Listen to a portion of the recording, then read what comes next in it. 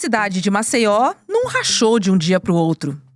Foi um processo lento, profundo, perigoso e escondido no subsolo por décadas. A Braskem extraía essa algema como se a cidade fosse uma mina isolada, não uma área urbana, com vida pulsando por todos os lados. E em 2018, a terra tremeu. Casas racharam e a conta finalmente chegou. Foi quando 5 bairros passaram a desaparecer diante dos olhos dos moradores. Famílias inteiras foram empurradas para um êxodo urbano sem precedentes. Ruas, praças, escolas e memórias foram cercadas por tapumes e viraram ruínas. Um desastre que não foi natural, nem imprevisível. Foi a soma da ganância do lucro, omissão do Estado e ausência de fiscalização. E até hoje, ninguém foi responsabilizado por isso.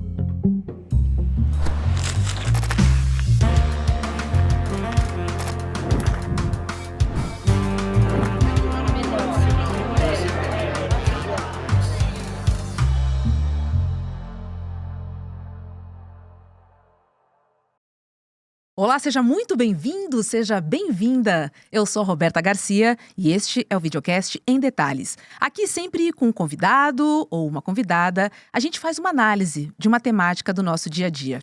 Hoje eu recebo a nossa colega aqui do ICL, a jornalista Cris Serra, que está lançando um novo livro que investiga a tragédia em Maceió, que fez 5 bairros afundarem e forçou 600 mil pessoas abandonarem as suas casas. Uma verdadeira tragédia. Aliás, Cris, mais uma tragédia, né? Quando a gente fala de tragédias ambientais no nosso país. Seja bem-vinda ao Em Detalhes. Obrigada, Roberta, pelo convite. Muito bom estar aqui falando com você. Pois é, Roberta, essa eu acho que é o primeiro contexto que a gente tem que fazer quando fala de tragédias de mineração, é que a gente tem no Brasil, nos anos recentes, os 3 maiores desastres de mineração que aconteceram no Brasil entre 2015 e 2019. Primeiro, Mariana, 2015, depois Maceió, em 2018, e depois Brumadinho, em 2019. Esses 3 maiores desastres da mineração no Brasil, que estão entre os maiores do mundo. Isso tem que ter uma explicação. Como é que tem num país esses desastres em sequência, né, sem que tenha uma explicação, sem que se entenda exatamente o que aconteceu? Por isso, o esforço de escrever sobre esse assunto, de publicar o livro, porque tem sim uma explicação para isso, que é a maneira, né, resumidamente falando, a maneira como a mineração é feita no Brasil, em muitos casos, uma maneira predatória por parte das empresas, aquela mineração que flexibiliza regras de segurança, né, em prol do lucro, né? Segurança significa gastar mais para garantir a segurança da operação. Mas, muitas vezes, as empresas não querem gastar esse dinheiro ou fazer esse investimento em segurança porque querem lucrar mais. E, de um outro lado, você tem por parte do poder público, que deveria regular e fiscalizar essa atividade, né, muitas vezes agindo de forma conveniente aos interesses das empresas. É isso que explica esse cenário. Agora, Cris, o desastre da Braskem, ele foi muito menos noticiado que os desastres de Brumadinho e também de Mariana. Por que Maceió foi silenciada? O que explica essa muralha do silêncio, hein? Uma muralha de silêncio mesmo. Eu acho que são várias razões, Roberta. Vou citar aqui algumas delas, e não necessariamente por ordem de importância. Acho que é um conjunto. A mineração de salgema feita em Maceió é feita, né, quando é feita ainda é responsabilidade, a mineração está interrompida, obviamente, por causa do desastre, mas era feita pela Petroquímica Braskem, que tem esse braço de mineração, né? Porque ela precisa dessa matéria-prima da mineração para a sua atividade petroquímica. A Braskem era uma das maiores petroquímicas do mundo. É uma petroquímica brasileira, é uma empresa brasileira, mas com atuação multinacional. Ela pertence ao grupo Odebrecht, que recentemente mudou de nome, agora se chama Novonor, mas todo mundo sabe, o grupo Odebrecht, né, um enorme grupo econômico no Brasil, com atuação em várias áreas, começou na construção civil, mas tem esse ramo petroquímico, né? Um grupo muito poderoso, né? Todo mundo lembra, durante a Operação Lava Jato, né, em que pese os erros da Operação Lava Jato, mas os executivos da Odebrecht revelaram um grande esquema de corrupção, de suborno, etc. Então, o peso político e econômico dessa empresa, desse grupo, né, dessa grande organização que é a Odebrecht, certamente é uma das explicações, né? Com um grande peso publicitário, uma presença muito grande na mídia. Esse é um caso. Essa é uma razão. Outra razão, esse desastre, que é também um crime socioambiental, e a própria CPI do Senado, que investigou o caso, assim definiu como um crime socioambiental. Ele acontece numa cidade do Nordeste, uma capital nordestina, Maceió, né, de um estado pequeno, um estado com uma inserção política importante, mas uma inserção econômica muito pequena se a gente compara com outros estados da federação. Eu digo que se esse desastre tivesse acontecido numa cidade como Rio de Janeiro ou São Paulo, ele estaria todos os dias nas manchetes, no noticiário, né, na televisão. Então, aconteceu numa capital distante, né, distante para quem mora no leste ou no sul, né? As distâncias, elas são, obviamente, relativas.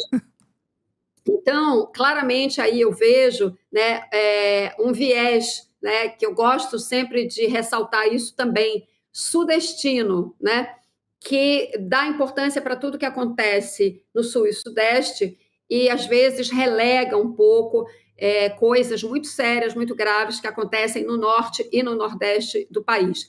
Por último, Roberta, esse desastre, diferentemente de Mariana e Brumadinho, ele não teve mortos no momento daquele evento-chave que detona o desastre. Aquela né? imagem impactante, né, Cris? Aquela imagem. Exato. Exatamente. Esse desastre ele foi revelado pelo tremor de março de 2018. Esse tremor revelou um desastre que vinha ocorrendo nos subterrâneos dos 5 bairros há décadas, há décadas. Naquele momento, não houve mortos, mas nesses 7 anos decorridos após o tremor, né, há um impacto na saúde mental das pessoas atingidas, né, nessas 60 mil pessoas que foram removidas à força praticamente daqueles bairros, tiveram que sair com indenizações muito indignas, né, diga-se de passagem. Essas pessoas tiveram que passar por todo esse processo e isso tem um impacto na saúde mental muito grande, inclusive com casos de suicídio. E o livro começa com uma dessas histórias e mostra esse impacto na saúde mental. Portanto, Maceió também teve mortes decorrentes do desastre de mineração e o livro, um dos aspectos importantes do livro é mostrar que isso aconteceu. Pois é, no seu livro você relata suicídios, depressão profunda e essa epidemia, né, de sofrimento mental entre os afetados. Agora, por que esse trauma psicológico não foi tratado como central nesse desastre, hein, Cris? Tá aí uma estratégia também de aliviar? Roberta, essa é uma característica dos desastres de mineração que eu conheço, que eu acompanho. Os desastres, a maneira, a violência com que eles acontecem, os impactos, as consequências, eles desestruturam muitas pessoas, né? Então, é como você falou, são muitos casos, de fato, de depressão, hipertensão, pessoas que passaram a sofrer de hipertensão ou agravaram a hipertensão, casos de AVC, etc., e os casos mais extremos aí de suicídio. Não há, Roberta, uma documentação sobre esses casos. Foi um esforço muito grande da minha parte de buscar esses dados junto a órgãos oficiais, né, Secretaria Municipal de Saúde, Secretaria Estadual de Saúde e junto à própria Braskem. Esses dados, com muita dificuldade eu consegui, com pesquisadores de universidades que estudam, se dedicam a estudar esse assunto, que fizeram pesquisas e me passaram os números que eles obtiveram.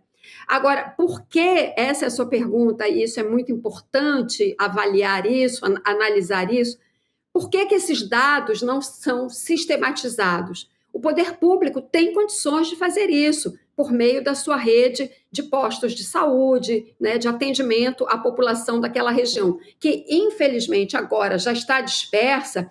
Então agora fazer esse levantamento seria de fato muito mais difícil. Mas no momento, né, naqueles anos imediatos que se seguiram ao tremor, isso teria sido possível. A empresa também tem condições, né, de fazer esse levantamento. Por que não é feito? Porque se for feito, vai ser verificado que o dano é muito maior e que, portanto, as indenizações teriam que ser muito mais justas. É por isso que não é feito, Roberta. Em Mariana, isso também não foi feito. Então, esse é um outro padrão que a gente vê nesses desastres de mineração. De fato, uma estratégia para aliviar as empresas, né? Para tornar o que não é possível, esse desastre mais leve, Cris. Se é que eu posso dizer isso. Agora, quantas pessoas você entrevistou, Cris? Como é que estão essas pessoas? Assim, eu estou muito curiosa para entender o impacto dessa tragédia na vida das pessoas, mesmo depois de certo tempo. Conta pra gente. Roberta, isso foi, de fato, uma experiência, assim, um grande aprendizado, inclusive, como jornalista, né? Você se aproximar das pessoas, claro, com muito respeito, com muito cuidado, porque ainda é uma ferida em carne viva, né? As pessoas ainda lutam em Maceió para receber as suas indenizações justas. Houve um acordo que foi referendado por órgãos públicos lá, órgãos federais e estaduais, Ministério Público Federal, Ministério Público Estadual, Defensoria da União e do Estado, mas que as pessoas não foram ouvidas nesse processo, né? As vítimas não foram ouvidas. O acordo foi feito com a empresa e, de uma certa forma, enfiado goela abaixo das pessoas, numa situação em que elas estavam de extrema fragilidade material, porque perderam suas casas, as suas casas estavam cheias de rachaduras, né? Elas não tinham segurança nenhuma de permanecer ali, elas precisavam sair, obviamente não tinham, perderam patrimônio, uma casa rachada você não vende para ninguém, isso é óbvio. Então, elas estavam fragilizadas do ponto de vista material, emocional, pelas razões que nós já conversamos aqui, e tiveram que negociar as suas indenizações, Roberta, com a empresa, que era o seu algoz. Então, a vítima teve que negociar com o seu algoz. Essa é a lógica perversa do acordo que foi feito com a empresa e referendado pelos órgãos públicos e que levou a essa situação de impacto na saúde mental das pessoas. E outra coisa, Roberta, um detalhe que não é um detalhe, é fundamental para entender também a dor dessas pessoas. Ao aceitar o acordo, aceitar porque não tinha alternativa, ela se viu obrigada a aceitar o acordo, a pessoa transferia automaticamente a posse do seu imóvel, da sua casa, do seu apartamento. Havia muitos conjuntos habitacionais ali, conjuntos populares nesses bairros, transferia para a empresa. A empresa se tornou dona dos imóveis. A empresa se tornou dona da área onde ela provocou o crime socioambiental. Ela provoca o crime socioambiental ali e se torna dona dessa área. Hoje, quase todos os imóveis, praticamente todos, já foram demolidos. Os bairros desapareceram. As pessoas perdem as suas referências de história, de cidade, de memória. Esse é o tamanho desse desastre socioambiental de Maceió e da dor das pessoas. Então, eu tive que, quando fui entrevistá-las, isso estava muito vivo, ainda está vivo. Eu lancei o livro em Maceió e você sente ainda hoje falando com as pessoas. e as pessoas foram me contando as suas histórias, que eu trago, é um aspecto muito importante do livro, esse aspecto humano, dar voz a essas pessoas. Elas querem ser ouvidas, elas querem que o Brasil saiba o que aconteceu com elas, e para que elas possam continuar lutando por indenizações minimamente justas, Roberta, diante das imensas perdas que elas tiveram. Eu queria falar um pouquinho da relação do Estado com as mineradoras, porque no capítulo A Porta Giratória, você aborda um pouco a troca de cargos, né, entre agentes públicos e empresas. Queria entender como é que eu vou chamar de promiscuidade mesmo, né? Como é que isso ajuda a cimentar a impunidade, Cris? É exatamente isso, Roberta. É uma relação promíscua entre cargos, entre poderes públicos, né, pessoas que exercem cargos dentro das instituições, porque quando a gente fala do poder público, parece uma coisa vaga, né? As instituições parece uma coisa vaga. Essas instituições são ocupadas por pessoas, são elas que analisam, né, o processo de licenciamento, elas é que deveriam fiscalizar, elas é que deveriam estabelecer punições, multas, no caso de detectar uma irregularidade. Então, nós estamos falando de pessoas que deveriam exercer as suas funções com responsabilidade. E não é o que nós vemos nesse caso Braskem, né, que começa nos anos 1970, a empresa se chamava Salgema, depois virou Triquem, depois virou Braskem. Ao longo de todos esses anos em que eu estudei e analisei a documentação disponível sobre a atividade minerária, o padrão de irresponsabilidade na mineração é exatamente o mesmo. Começou irresponsável na Salgema, termina irresponsável com a Braskem.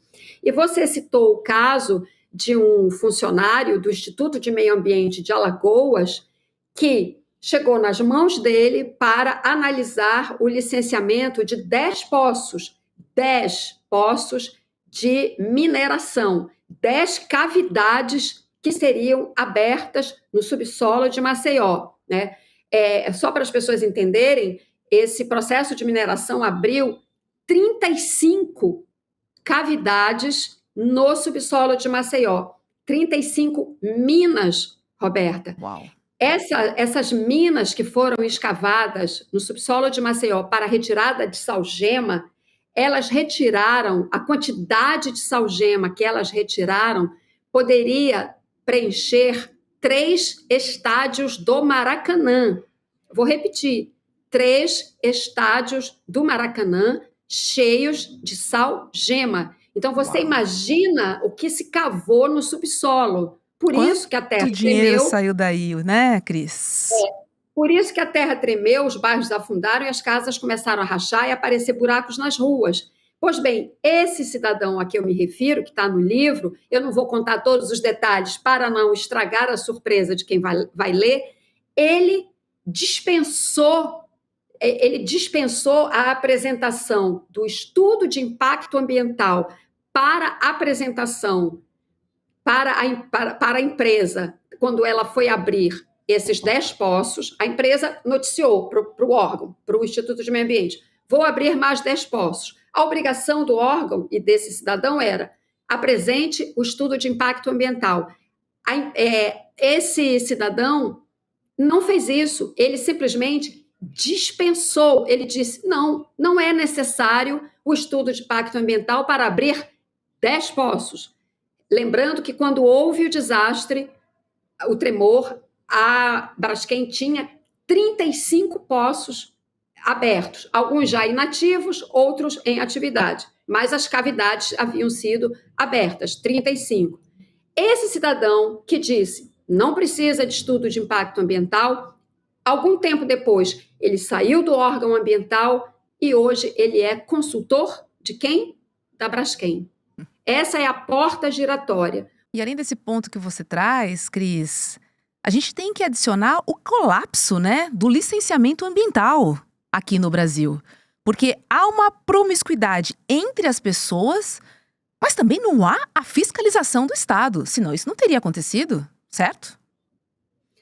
Exatamente, e esse é um tema tão atual, né, Roberta? A gente viu agora o PL da devastação que foi aprovado, ele acaba com o licenciamento ambiental no Brasil. O licenciamento que, obviamente, a lei, né, que estava em vigor e que agora esse projeto acaba, se a lei do licenciamento ambiental tivesse sido respeitada no caso Braskem, talvez esse desastre nunca tivesse acontecido. É bem verdade que a mineração começa lá na década de 70, durante a ditadura. Ela começa em 1976. Ela foi, inclusive, um projeto estimulado pela ditadura, né, e enfiado goela abaixo da população de Maceió, que na época protestou. Pois bem, quando isso aconteceu, quando começa a mineração, não existia lei de licenciamento. A lei do licenciamento só vai existir a partir do momento que o Brasil volta à democracia. É justamente a partir do momento da redemocratização que se começa a construir toda essa legislação de licenciamento ambiental. Essa questão do licenciamento ambiental no Brasil, Roberta, ela é chave para que a gente evite esses desastres, como nós já vimos, não só Braskem, Maceió, mas também Mariana e Brumadinho, mas infelizmente, com o PL da devastação que foi aprovado, o cenário é bastante ruim. Nossa, muito ruim, Cris. E outra coisa que chama atenção é a maneira com que as pessoas falam sobre o que aconteceu em Maceió. Alguns dizem que foi um acidente, que foi um desastre, mas no seu livro você faz questão de dizer que o que aconteceu lá foi um crime. Um crime social, um crime ambiental, um crime cultural, econômico, um crime humanitário. Assim, é importante a gente dar o nome correto, até para a gente entender a profundidade e a gravidade do que aconteceu. Assim, tá muito longe de ter sido um acidente, Cris. E um desastre eu não vou nem comentar aqui, porque realmente, assim, as pessoas buscam palavras para explicar uma falha terrível, terrível. Isso acontece geralmente quando a gente fala sobre meio ambiente, né? Roberta, é exatamente isso. A gente tem que usar as palavras certas para que as pessoas entendam a gravidade do que aconteceu, né? Do que está acontecendo ainda, né? As pessoas, a gente já comentou aqui, continuam sofrendo com isso. Então, é preciso chamar as coisas pelos nomes que elas têm. E sim, foi um crime. Isso, quando você lê o capítulo da Constituição Brasileira sobre meio ambiente, né, tá claro que quem provoca o dano socioambiental comete um crime, né? E isso, mais uma vez, a CPI da Braskem, houve uma CPI no Congresso Nacional, no Senado, né, que investigou esse caso. E o relator, isso está no relatório final, né, crime. Antes da CPI, Roberta, as pessoas lá em Maceió ainda tiveram esse constrangimento.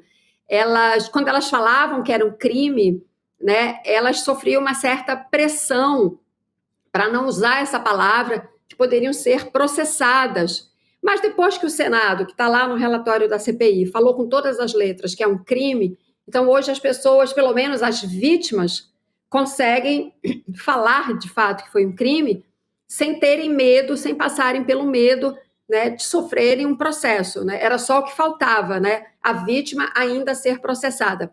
Aliás, é importante dizer que uma das pessoas lá que mais lutou e luta e está na defesa das vítimas, né, que é o presidente da Associação dos Empreendedores e Vítimas do desastre de mineração da Braskem, o Alexandre Sampaio, ele é processado.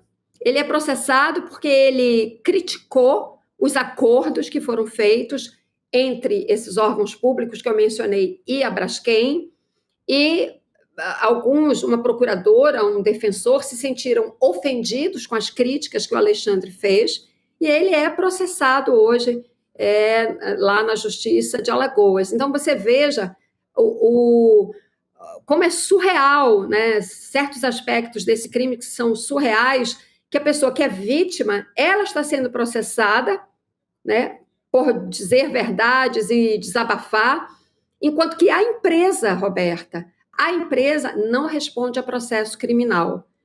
O risco de impunidade, nesse caso, é gigantesco, porque 7 anos já se passaram não existe um processo criminal na justiça, né? Então, o cenário é de impunidade. Aliás, como Mariana e Brumadinho, que, nesses 2 casos, existe o processo criminal, mas até hoje os processos não foram concluídos e ninguém, absolutamente ninguém, foi responsabilizado, né, por esses outros 2 crimes. Nós estamos falando de 3 crimes: Mariana, Brumadinho e Braskem. Ninguém, Roberta, foi punido até hoje por esses 3 crimes. O mais incrível, Cris, é que a Braskem, ela afirma agir com responsabilidade, né? Por outro lado, ninguém foi punido criminalmente, como você está trazendo aqui. Agora, para escapar da culpa, então, é só admitir o dano e tá tudo resolvido? Assim, porque a impressão que eu tenho é que, sim, errei, mas não me responsabilizo pelos meus erros. E o Estado aceita. É curioso isso mesmo, né? Roberta, quando teve a CPI da Braskem no Senado, finalmente, quando houve a CPI, que foi em 2024, foram 2 representantes da empresa, foram convocados, enfim, foram chamados, foram lá, e lá eles assumiram claramente a responsabilidade. A empresa demorou muito a aceitar, a assumir, a reconhecer a sua responsabilidade. Inclusive, aqui é importante falar uma coisa: uma instituição do Estado brasileiro, o Serviço Geológico do Brasil, que é uma instituição de excelência do Estado brasileiro, um órgão público, foi quem estudou o caso de Maceió, uma equipe de 52 especialistas do mais alto nível. Eles foram a Maceió, estudaram o caso e eles apontaram que, sim, a causa daquele desastre, do afundamento dos bairros, das casas rachadas, era, sim, a mineração feita pela Braskem, a mineração de salgema. Estou citando isso porque, para destacar, quando um órgão público sabe exercer o seu papel, né, ele faz o que tem que fazer. Foi o caso do Serviço Geológico do Brasil. Cris, o Cidade Rachada já está à venda nas melhores livrarias e também online? Mostra pra gente. Tá aqui, ó. Olha aqui. Tá aqui o livro. Sim, ele já está nas livrarias, as livrarias virtuais, né, as livrarias que têm site, já está naquele gigante também de compras que todo mundo sabe. Eu não vou falar o nome para não fazer propaganda gratuita, mas ele pode ser comprado, Roberta. Peço que quem está acompanhando a gente anote se puder, enfim, registre.